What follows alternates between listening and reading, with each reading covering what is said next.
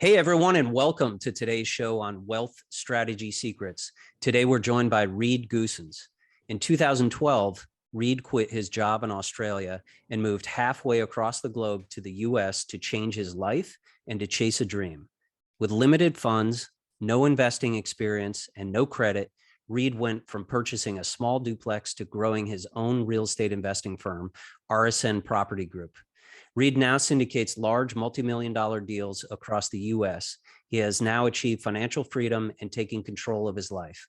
Reed is also the host of the Investing in the U.S. podcast, where he invites other distinguished real estate investors and entrepreneurs to speak with him about their success and help guide other investors who want to successfully invest in the U.S.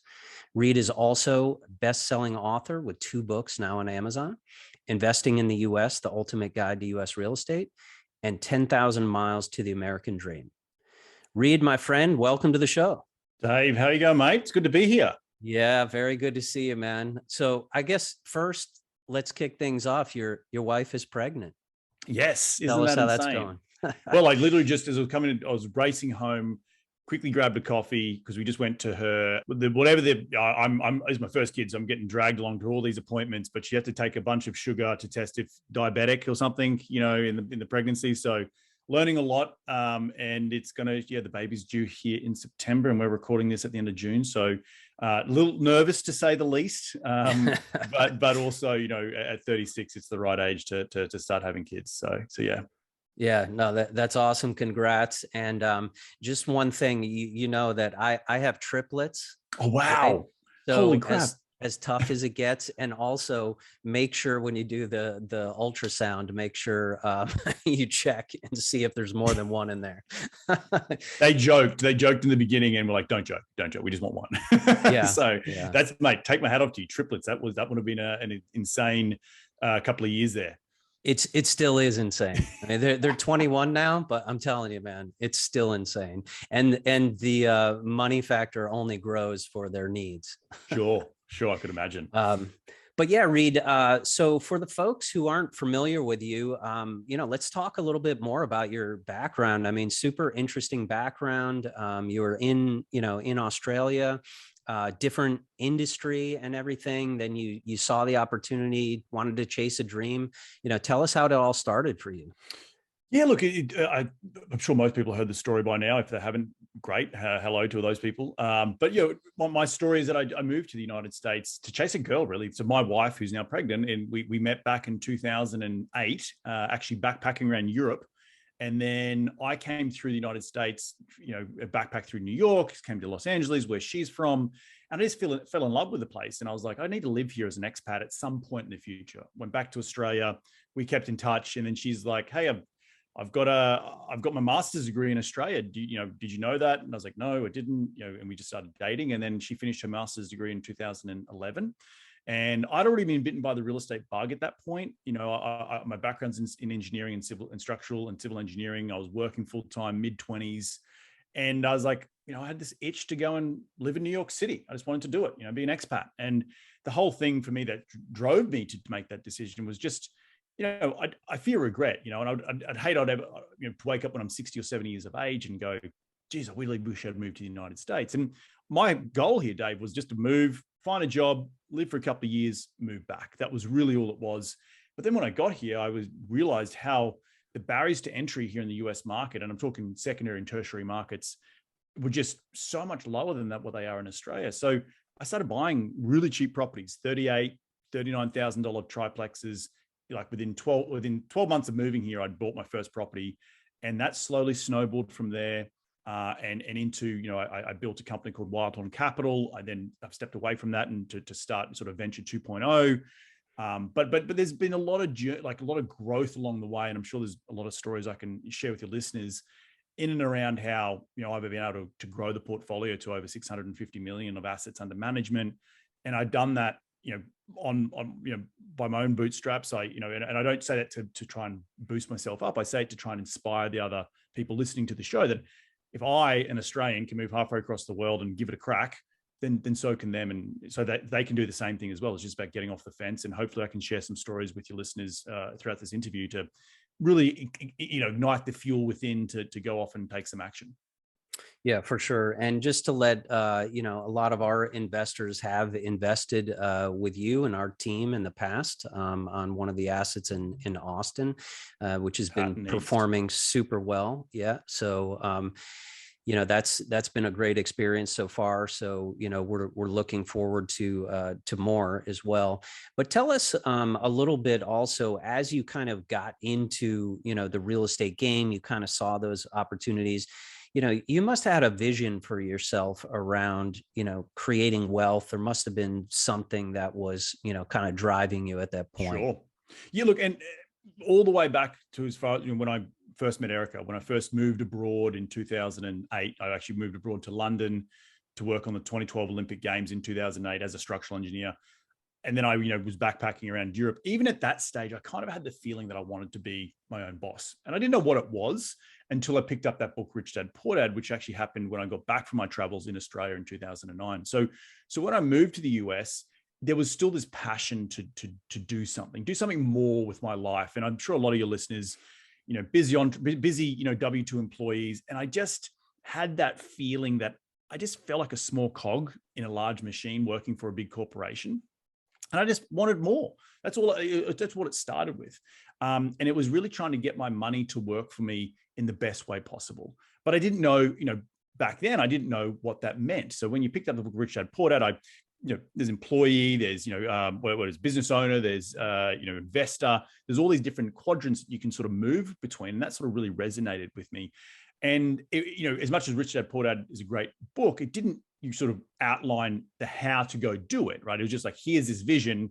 All right, good luck, So it was more about when I moved to the United States, seeing little opportunities come up and then comparing it to where I was from was like, well, hang on, I can buy a triplex for $38,000. Like, I can afford that, let's go, let's give it a go. Like the worst case scenario here was it's my money. I'll get started, and it gets me off the starting block, so to speak. So back to your question, it all started around that I knew I wanted more to do, had more to give in life. And I needed to figure out how that was with, how could someone just essentially give me a check to live my life and go surfing and travel the world? That ultimately turned into be real estate, passive investing, active investing. And that's what led me here today. Yeah, it's really a great point, Reed. Because I had a similar, journey. I was in the Marine Corps, and when I got out, I had absolutely no idea about investing. All we learn is what we're taught, right, from our parents and Wall Street and conventional wisdom, everything that's out there. And I think the most valuable lesson for me around Rich Dad was it really taught me how money works, right? That was really the key thing. And then the cash flow quadrant was a key piece to understand that you have to be a business owner and investor to be able to maximize yourself from a tax efficiency standpoint. That's where all the tax gains are. But there was no how to, right, to get into the game. There was no playbook. It was all very conceptual. So, I think it created this huge, flood of people saying, hey, I want to get into real estate. And in fact, you might even know this guy. I bought some of his other series, like in early 2000, his real estate investing series. And the guy was from Australia. I want to say his name was Dolph DeRuse. Or something like that. Yeah, I don't know if you know him, but yeah, he was. I don't know in person, but I've heard of the name. Yeah. Okay, so yeah, he had kind of like a sub series that was under Rich Dad and talked all about investing, but all of that was really focused on maybe doing single families or fix and flips and that type of thing. So how were you able to really, translate that into multifamily? How did this grow into multifamily and an even bigger picture for you? Yeah, well, I think in the beginning it was all about how can I use my money to buy my the largest property I could, which at the time was a triplex, right? But it was always about getting multiple doors because I saw the scale there. Couple that with my experience in the sort of the working world. Like I have spent, the better part of my professional career as a structural engineer building stuff, right? Rubbing shoulders with developers. And so one of the things that I think is, I don't know if it's my superpower, but just being self-aware enough to, like, when I read that Rich Dad, Poor Dad, and I was like, okay, it's talking about real estate. Well, I'm a structural engineer. I'm already kind of semi-involved in this industry. Like, it sort of took the blinkers off a little bit. You have to be that little bit self-aware to see what are the opportunities. I can't just leave my day job straight away, but maybe I could use this job as a stepping stone to learn more and absorb more. So when I did move to the United States, I had a structural engineering job, but then I got sick of engineering. But the structural engineering firm that I was working for a developer here in Los Angeles. And I reached out to them and said, hey, I still need my visa to live here. I want to be surrounded by real estate 24/7. Can I come work for you? And they said, yeah, you've got a skill set that we don't have. Of course, come be our owner's rep. And I was able to, in 2014, for 3 or 4 years, go and work in the belly of the beast, so to speak, combined with the stuff I was doing on the side. And then I was surrounded by real estate 24/7. So again, for those people listening, it's figure out what skill you might have that can help you pivot and get the highest corporate job that you can still continue to learn the business you want to be in. And this applies to anything, not just real estate, but whatever passion you want to go out and pursue. And that was a really critical step for me because it sort of cemented that this is the path I'm going to be on for the rest of my life. I took the leap, said, screw engineering, great skill set, gave me a great bunch of skills that could help me transition into a job that then continued to build my skills as I became an entrepreneur, as I started my own business, and as I branched out on my own. Yeah, absolutely.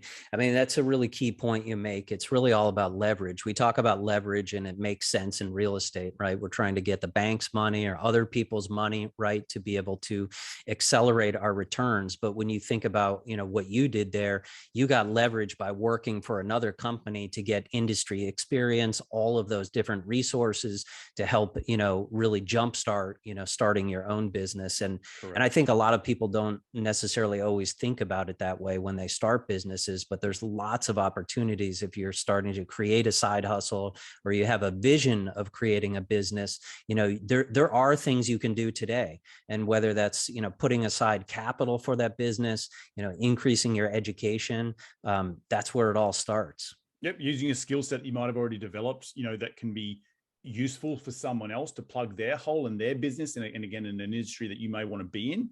So approaching them and saying, hey, I've got the skill set. Maybe you don't have that skill set. Can I be that plug for that hole in your business right now to learn, to be that stepping stone? Because I think the big thing, Dave, is that we always want to jump to step 12, right? We don't ever want to take the small steps. Sure. And one of the things looking back is that it's okay to take those small steps as long as you're moving the needle forward. It may be incremental, and that can start as just simply as going to a local meetup event. Or again, a big step for me was transitioning out of engineering into working for a big developer. That was I knew in the back of my mind that I wasn't about to quit my job and just be this real estate entrepreneur earning all this money. That's the goal in step 15. But I needed to sort of have little incremental steps between now and then that was still helping me mentally keep me moving forward and keep me hungry to getting to where I am today. Yeah. Yeah. So tell us about RSN today. What market are you focused on? What are some of the differentiators? What are you currently working on? So market, you've obviously been involved in some of our deals at my former company at Wildhorn, fantastic group of guys over there. Central Texas really was where the sort of the nucleus started. And back in the day, back in 2014 when I started RSN, it was just about trying to find more moderate cap rates. I live in LA. It's like Australia. It's very low cash flow. It's high appreciation, low cap rates. And so back in the day, I was like, what are the markets that are more affordable that I can get into? Again, barriers to entry.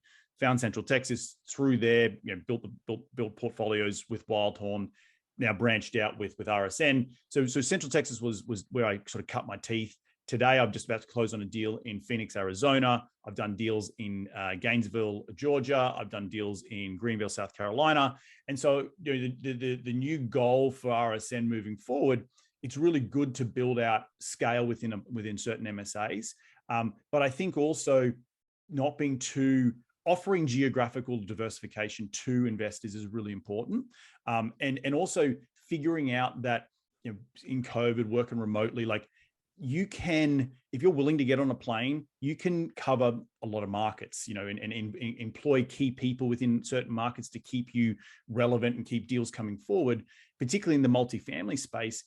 not only does it help build scale in a market, but it also helps then, open up other markets that we can potentially go into. So the real, the next 5 to 10 years for RSN will focus on, expanding more nationally on a national footprint, but, with also being sustainable in our growth. We don't ever want to do, I don't think I have a goal to get to, 100 employees. I really want to keep, very sustainable and sort of 4 to 5 deals a year, getting to, 10, 15, 20, assets in the portfolio. And so but it all started from what I built in Central Texas, in and around systems and, my management skills and making sure we're employing the best property managers in that market, making sure we've got the best GCs. So that, that again comes from my background and being a structural engineer, being involved in ground up development. I've learned all those skills, and it's just about, making sure you're implementing the right way in certain markets. Yeah, sure. And how about your buy box? What type of criteria are you looking for? What type of asset classes are you guys focusing on? Yeah, look, typical middle of the road value add. Okay. I know a lot of people are steering away from the older vintage stuff, and everyone's like cramming into 90s and newer. And I get it, right? It's better built, they're newer built, they're less headache.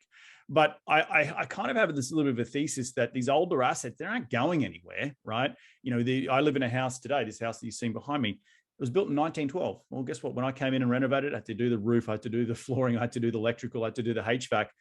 And again, with my structural engineering background, I'm sort of looking at these older vintage assets saying, well, hang on, we don't have an affordability issue in the Class A. We've got affordability issue in sort of blue collar, the average household income of what is $50,000 a year. Well, that backs into these types of assets, things that were built in the 70s, things that were built in the 80s. Now, there's more unknowns when you buy those assets, but again, doing this for a long period of time, I get to understand and have a better knowledge of, HVAC system, roofing systems, window systems, and what are the real risks to this asset, or what do I need to do to this asset to make it now go from not a 1970s built, but maybe, come in and replace the roof, come and replace the HVAC systems, come in and replace the windows. And now it's like nearly like a newer build asset that's going to last for another 30 or 40 years, but it's also providing housing to those people who really need it, in the $1,000 to $1,500 range. So sort of having hitting two birds with one stone is really in the thesis of what I'm trying to build out across multiple markets, because again, there is a bit of an affordability issue going with inflation and all the rest of it that's happening right now in this country. Building ground up is fantastic. But I do personally believe that ground up, it only really pencils when you have $2,000 rents. Well, not everyone can afford $2,000 rents. So I'm trying to really back into that sort of workforce, affordable housing type of play. Yeah. And I think where we've seen a lot of results with operators are people that, are really executing on the business plan and are so tight on the operations to really force that value into that property. So, yep. With your background and, we've seen you do that before, and, that's really where the value is being made. So. And look, and we can't ignore the fact that cap rates have compressed probably in the time that you and I have been investing together, right? It's helped valuation. So when you're moving forward and buying new deals, those margins become slimmer. So you really have to have your systems in place. You really have to understand what team you're employing, the right team, and so you are executing correctly, because you can make money when you buy, but you lose it through bad management. And that includes not just property management, but bad asset management or bad construction management, all these different facets that play into making sure you're rolling out a good product so your investors make money. What if everything you thought you knew about investing was wrong? Would you like to create a wealth strategy like the top 1% have and get exclusive access to top private equity deals that provide downside protection, tax efficiency, predictable cash flow, and have a lucrative upside? Discover how with the Pantheon Advantage and join our investor club today at pantheoninvest.com. What are your thoughts on vertical integration? Love it. I love it. As much as I can be, I have been, right? I won't say that I'm at certain size of growth within both Wildhorn and RSN. It's like there will come a point where I will do property management, but maybe there won't. Like I've interviewed people on my show, Keith Wasserman from Gelt. They have over $2 billion in assets right across the country. They still don't have in-house property management. But where I can have in-house vertical integration, construction management, asset management, we also supply all our products, so flooring, granite, cabinets from Asia, so trying to bulk buy in order to reduce the cost on renovations. Now, I can supply those supplies across the country, right? Because I figured out the supply chain within the US, and I work with certain brokers that, material brokers that help me get my product across the country. So there's certain elements of the business that I can touch and that I can make my own that can help me attract other investors, because it's just a different way of rolling out the same business plan that, to be frank, probably a lot of people on this show, there's a lot of operators out there who do what I do. I'm not claiming that I'm the best. I'm claiming I'm one of them. I've got a certain viewpoint on certain, operations and theses within my business. And that's who I am, right? So in general, I do like to try and be as vertically integrated as I can be, but there's also knowing what your highest and best use is, and that's where it sort of goes back to the looking to go, geographical diversification across a few key markets. Okay, so that means I need to maybe not necessarily focus on property management right now, but focus on hiring the right, head of acquisitions or head of asset management to work directly for RSN, so that we're having that geographical coverage in certain markets. Yeah. Are you still seeing any supply chain issues right now in this current market? Oh, we all are, right? Yeah. Everyone from Home Depot to, to the big guys. I think there was a report 18 months ago that Home Depot bought their own ship so they could get the supplies in quicker. But what it's more on the management side now. So when I say management, so we've got a deal under contract in Phoenix. It's not scheduled to close till early July. Well, I've already had my material supplier in there measuring all of it. He's already got the orders off to Asia. So we'll have our product landed. It has blown out those the product timelines in terms of landed in the US. So we now just brought that that person in earlier, so we can make sure we're just shortening that timeline to get it landed here in the US. But I do think, in general, supply chain will slowly start to open up because there's just so much demand and inflation is just going rife right now. So I think there will be some give at some point. Yeah. So Reed, also tell us, what are your thoughts in terms of the current debt markets and really trying to find good deals right now? Do you think are we in for this for the rest of the year? Are we going to be able to find any deals that pencil? Or look, I think it's been a big shock system across. There's been a bit of a blow across the bow, right? We've been so used to, sub-4 interest rates, getting floating rate debt, up to 80% leverage, blah, blah, blah. And we've had this sort of turn on a dime in the last quarter. If you're listening to this in June, the last sort of 6 months since the beginning of the year, we've just seen interest rates completely taken about face. I think personally, if you have been active in a market, you're going to see two things that's going to go. Buyers are going to dry up, which means that there's going to be more opportunity for you to pick up potential deals. So if you've been knocking on the door in certain markets, keep knocking, because yes, interest rates have moved, but you need to account for that in your underwriting. But you're just reacting in real time. But because now there's less competition, you should be able to pick up some stuff that is maybe better priced. So I would not say sit on the sidelines. I would say continue to be prudent with your investing thesis in your chosen market. Continue to underwrite deals because you want real-time data. And I bet you will start to see more deal flow come your way because you're hanging around the hoop in a chosen market. So yeah. And I like the points you made when we were in the green room earlier, talking about a deal that you already had in the works and how you've been able to go back, 2 times now and actually renegotiate, right? Renegotiate. Awesome. Yeah, but look, it's awesome, but it's also, the old saying that, you don't want to be that bad buyer that renegotiates, but it's just like, hey, the market shifted in less than 3 months. Like I can't, this is like force majeure. Like I can't control that, right? Your asset is now worth less. I want to pay less for it, right?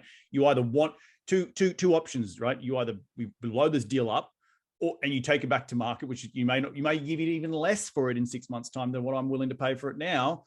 So give me the goddamn price reduction and let's move on, and we'll close and move on with it. So I was talking to the broker the other day, and he's just like, man. And I was like a little bit nervous to call him. And he was like, dude, everyone across the board's retrading right now. Don't, those old days of making sure you're respecting the broker. And I still do respect the broker and respect the seller, but in real time, you have to react to what's happening with the markets. And keep being active in every market. And it's interesting. I actually interviewed someone the other day, and their thesis is, and I kind of agree with this, is like, I can't ever time a market, right? Whether it's going up or down or in between. But as long as I'm prudent with my investment thesis and I'm deploying amounts of cash, and this is for your investors as well, every year, some years are going to crush it, other years not going to be as much, but over a 20-year horizon, if you're thinking that big picture, your investments is going to go up and to the right. So, there'll be blips in the market every now and then. I think this will be a blip, but you just got to stick to your guns, keep working, keep underwriting, keep sticking around the hoop, and you will find deals that start to work. For sure. Yeah, 100% agree. I mean, I think we're all trained really by Wall Street to be reactionary, right? To all this news that's sensational and markets, moving, and we've got to react. We have to do something. But, time and time again, that's where investors lose, right? They're preying on that emotion, unless, you're a day trader and you can actually make money when the markets go sideways or down, not just up. Right. But everyone's waiting on it for it to go up. But if you look at multifamily, look at the fundamentals, just as you're talking about. You look on a 20-year horizon, talk to any family office, ultra high net worth. People are thinking in 30-year time horizons. And the other thing here, David, I completely agree with you, is that we should be investing more right now, because think about, if your money's sitting on the sidelines, right, waiting for something, we're going to wait. I heard someone out I was in the surf the other day, and he said, "Oh man, the thing's going to crash." And it's like, I don't know if it's going to crash, but it might soften. But the thing is, if your money, say you had $1 million sitting in the bank account, right? If I waited a year, then that money is now worth 8% less, right? So call it $920,000. I wait another year, it's going to be worth even less. So even if you invested that $1 million today, and you held an asset for 3 years and it didn't actually make you any money, well, it was still an inflationary hedge, and you still have $1 million sitting at the end of 3 or 5 years. And that's why it's important to continue to be active in a market like today, because of all this inflation. So and that's why people invest in multifamily. Yeah. Yeah, for sure. The fundamentals are just so strong, and the economics of it, supply demand, easily for the next decade, right? We just can't catch up to it. Yeah, I don't even want to get into global economics, but you spoke about supply chains, and increasing interest rates are one thing and stops consumers and helps the supply chain catch back up. But I don't know how that you can't just that interest rates won't just turn the supplies on around the world. You know what I mean? And that goes from fuel to wood to goods and services. So right. Reed, from a personal development perspective, I know you're a personal development junkie, right? Tell us, what's the one practice that's yielded the biggest results for you? Recently, it's a little woo-woo, but it is meditation. It's really taking quiet time in the morning. I lay on my floor in my living room. I focus on my breath.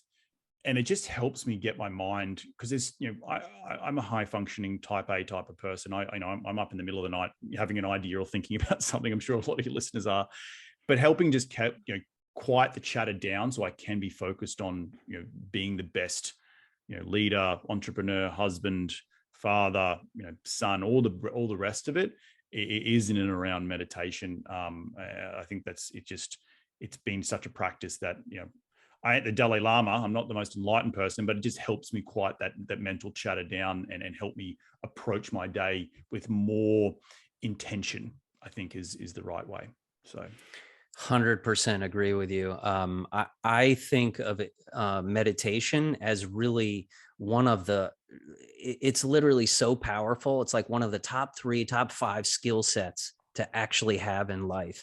And if you think about it, it's almost like, during the day, I mean, the human brain is conditioned to be looking for all these different sensory inputs, different ideas and everything. So it's like a snow globe. You shake up that snow globe and that's your brain, all the time, and all of these things going on. But when you just let that snow globe rest, right, you can start to see things clearer. Yes. And you get those insights, and you can start to have more intention with your day and your actions. And I mean, I actually meditate sometimes even twice a day. I absolutely love it. And I'm a big into biohacking as well. And it's interesting because there's, so basically meditation is like a form of yoga nidra or some type of technique that you're doing where you're basically you're trying to still your mind and your body.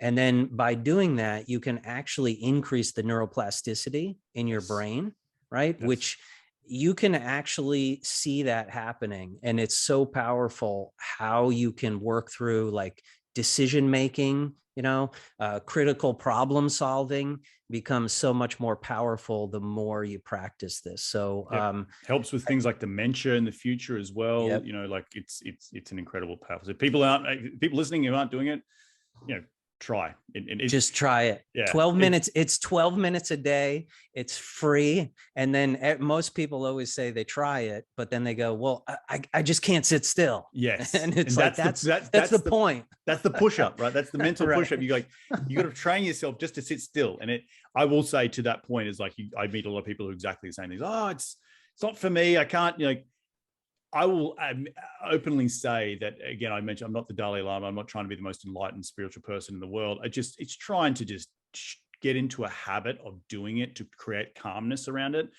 And I'm not saying it's like drastically changed my life, but I do notice if I don't meditate in the morning, my day is off. And I don't know, I can't put, the only thing I can put on is my finger on it is the meditation. So it's having some effect, right? And give it 6 months. I tell everyone, give it 6 months, do it every day and see what happens. Yeah. So.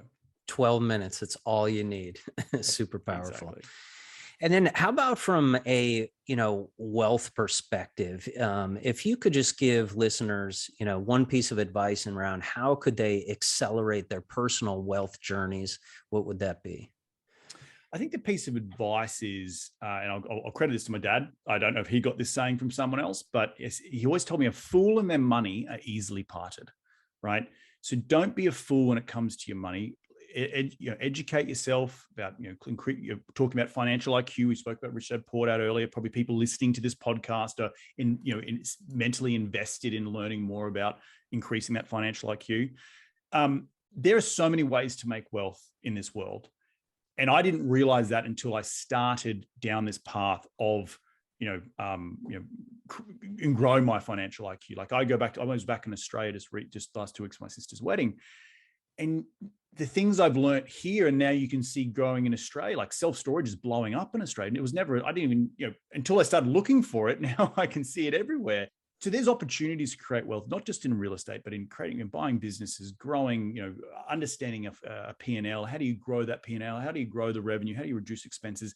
That is creating wealth in many facets, I should say, of the different ways that you can invest. But it all starts with not being that fool and make sure you're investing time in that education. Yeah, absolutely. And Robert Kiyosaki, one of his quotes, right, was that your financial IQ is directly proportional to your net worth. Correct. So, that's right on target. Reed, thanks so much for coming on the show today. It's really been a pleasure. I'm glad we've had the audience, a chance for the audience to get to know you, learn more about what you're doing at RSN. If people would like to, learn more about you, what you're doing at RSN, what's the best way to connect?